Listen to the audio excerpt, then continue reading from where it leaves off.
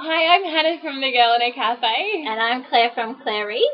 And together we're Book Buddies. Today we're going to be talking about Ink by Amanda Sun.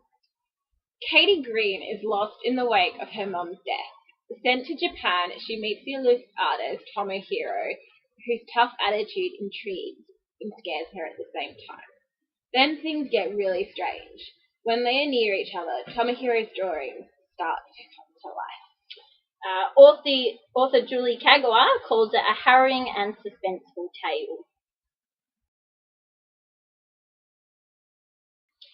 Ink is a story about a Western girl called Katie who moves to Japan after her mother dies. She meets this boy called Tomohiro who is strange but distant, and he introduces her to the world of the Japanese gods, the kami. Hannah, what did you think of the plot? I really enjoyed it. I found the unique setting of Japan to be something completely different and original.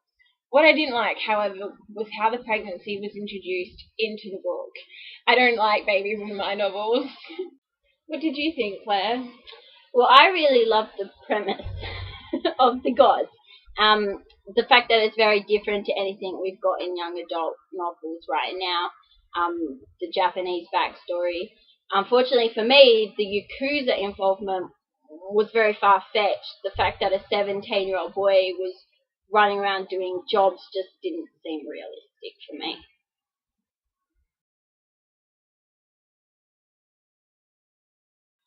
Katie was a character I didn't enjoy very much. I found her very ungrateful. She cried an awful way too much, and she was extremely pushy. One thing as well I found was that she wasn't really the odd Western girl. She seemed to fit in a bit too much into this Japanese school. Wait, Hannah, are you sure? Because Amanda Sun makes a lot of references to the fact that she is a Genkan, which is a foreigner. I felt that was more Katie's views, though. I didn't really feel that that was part of the other students. The secondary characters for me didn't really stand out as people who were picking and singling Katie out as a Westerner. Katie was more referencing herself to be the Westerner, and that's one thing that I found really annoying as well, was that she was way too hard on herself as a person. Well, I loved Tomohiro. I loved him, and then I hated him, and then I loved him again. I thought that she showed him many different sides. A lot of them were nasty, and that's why you hated him, but I also loved him as well. And I just hated him. I didn't like him at all. You can have him, Claire. He's not going on my book boyfriend list. Everyone. He's mine.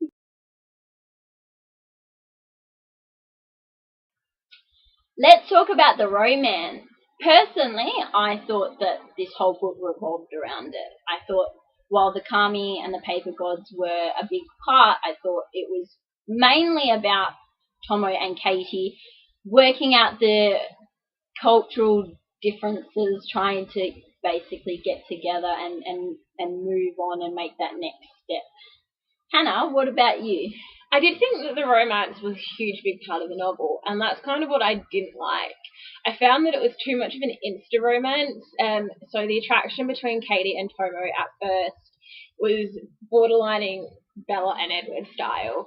It kind of went irritating as well, especially at the start where Katie was very much anti Tomo, and then all of a sudden she kind of almost flipped a coin and then decided that she was in love with him, whereas it wasn't more love rather than attraction.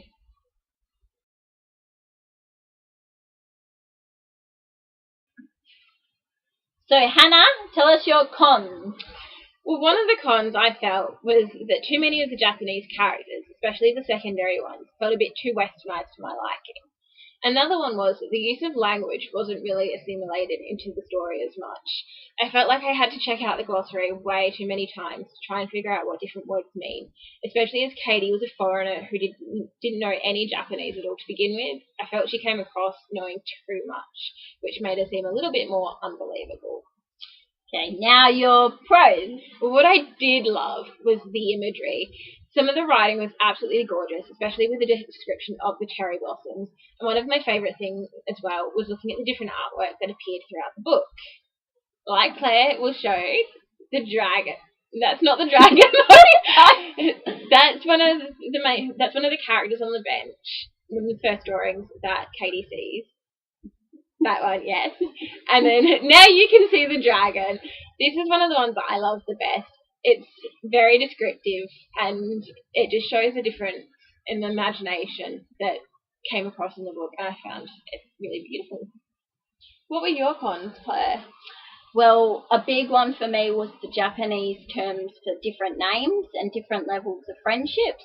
I found it very confusing for uncles and teachers, and use the last name first, but sometimes not with like Katie. It was very confusing to try and wrap my mind around, especially when they called him Tomo or Tomohiro, and then you, because that was his last name. It was a bit much for me.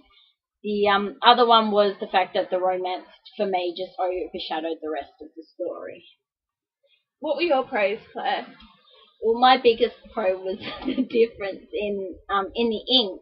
The fact that Tomo does it on the paper and makes it come to life from the paper, whereas Jun makes it come to life from his skin. I think that Amanda-san has done really well with that, and it can go in so many different directions. So that's a big one for me.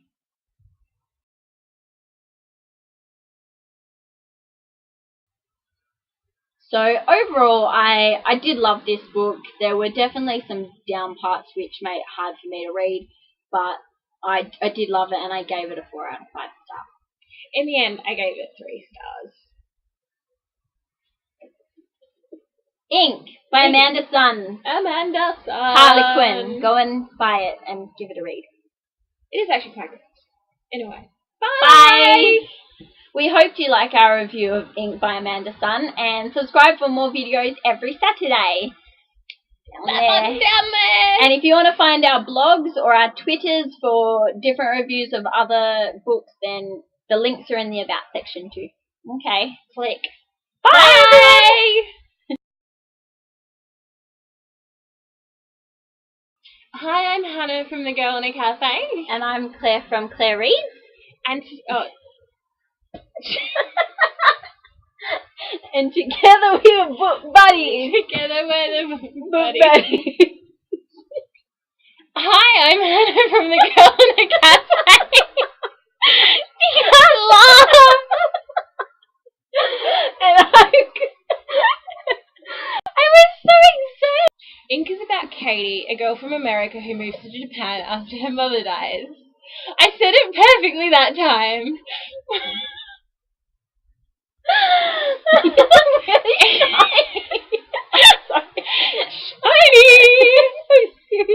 So we hope you like this video, and if you want to see more, subscribe for videos every Saturday. Put it into your head. And